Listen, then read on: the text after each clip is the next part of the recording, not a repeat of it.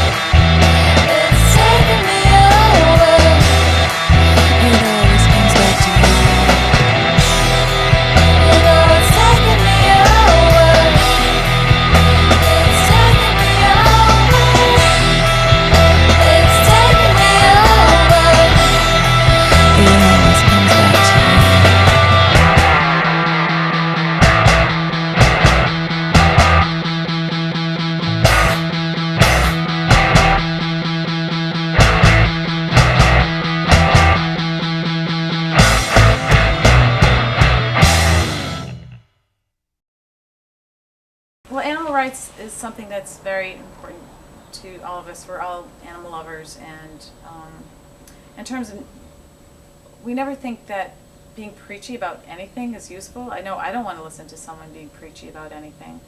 And whatever you try to force something on anybody, they're going to automatically have a defensive reaction.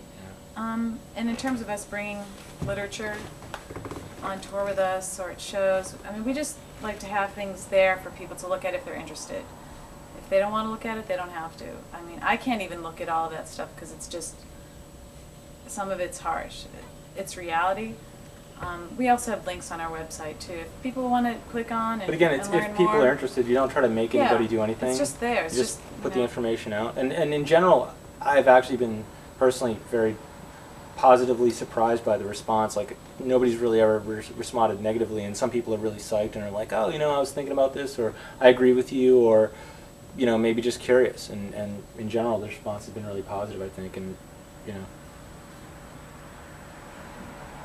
And it's not something that, I mean, I'm sure not everyone believes the same things we believe, but it's something that, you know, I know, and probably each of us have our own beliefs within the overall belief. But just that if we didn't say anything, or if we didn't do anything, I think that's sort of being too passive about it. You know, I don't, if someone wants to ask me questions, I'm more than willing to give my viewpoint on things, or what my experience is, or But in music, pass knowledge along. But I think, yeah, in general, I mean, getting back to the being preachy thing, it's just not anything anyone wants to hear. there's a difference between expressing something that you care about, expressing something that is important to you, and telling other people what to do, you know. And Right. and you know, music for all of us, for everyone, of course, is just an expression of something that's on your mind or whatever you care to express. And it's definitely an issue that we think about, and you know, we all have animals, pets that we love, and you know, it's like any other issue. If something you love or care about is affected in some way, you have ideas about it, you know. And so we just express those, but we try not to be obnoxious about it, you know.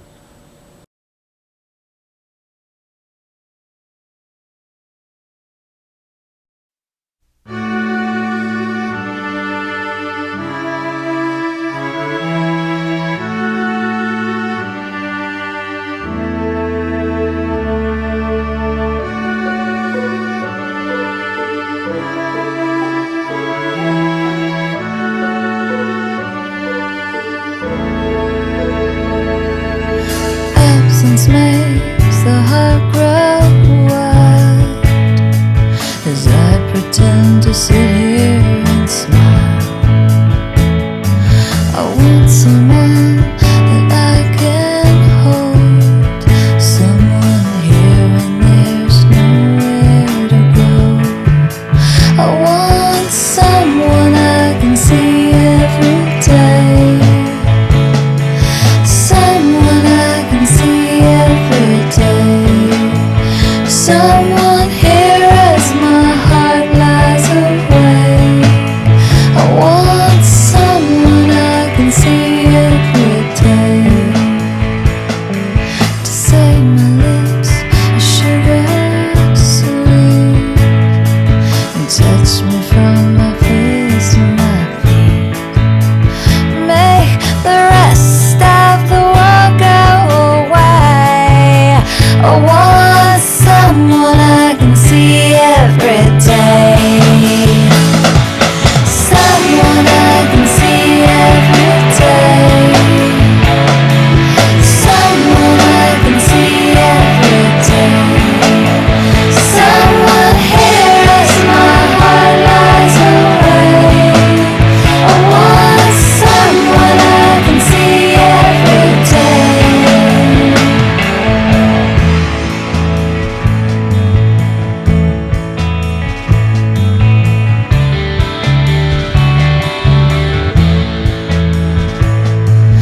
Nowhere to go and nowhere to stay. I feel so far away. I'm not sure how much more I can take. I feel so far away. I want someone I can see every day, someone I can see every day, someone here as my heart lies away. I want someone I can see every day. Make the rest of the world go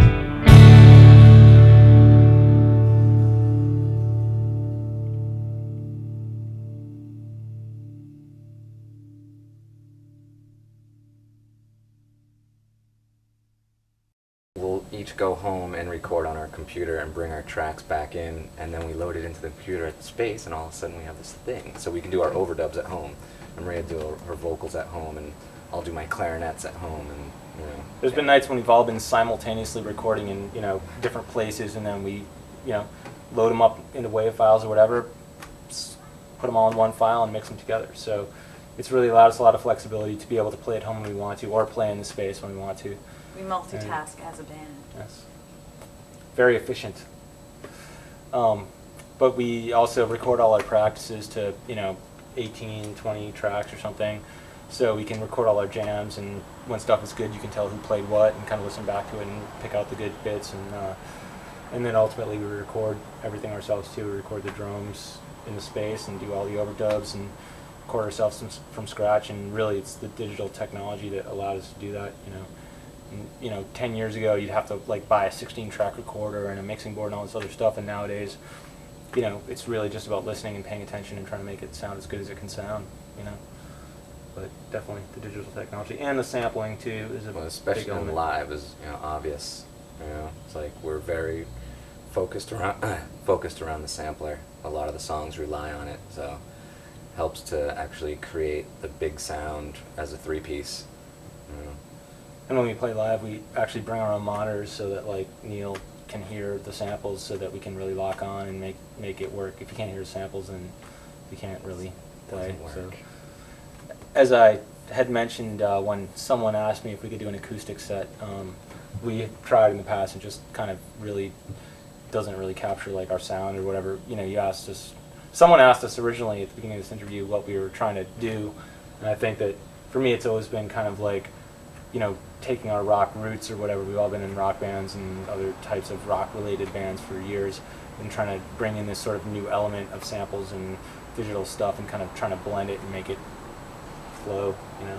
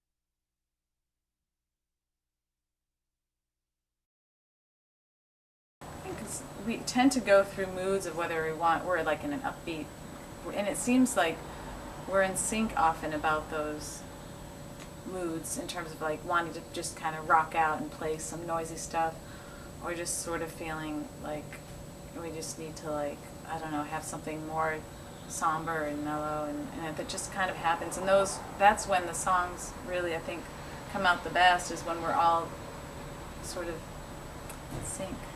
I mean, we've been traveling together for so long. We're always around each other, so it seems kind of everything's going to evolve that way anyways. Otherwise, we probably wouldn't be doing it. Exactly. And we're close enough that a lot of the same things affect us, at the same time. I mean, we've been touring pretty heavily now for, what, 4 years, 4 years or something? And we spend so much time together and kind of just play together, constantly for 4 years, and we've all, I think, really kind of locked into a sync together, and go through the same sort of ups and downs, musically, fast and slows, and we're all pretty open to each other's ideas too, which I think is really important. And we all, I think, intentionally try to stay open to each other's ideas and work as a team as opposed to like against each other, And so I think we kind of flow together and express our ideas together, and playing hundreds and hundreds of shows together, you really have to draw a line. You're either on the same team or you're not, and I think we've kind of determined that we're on the same team,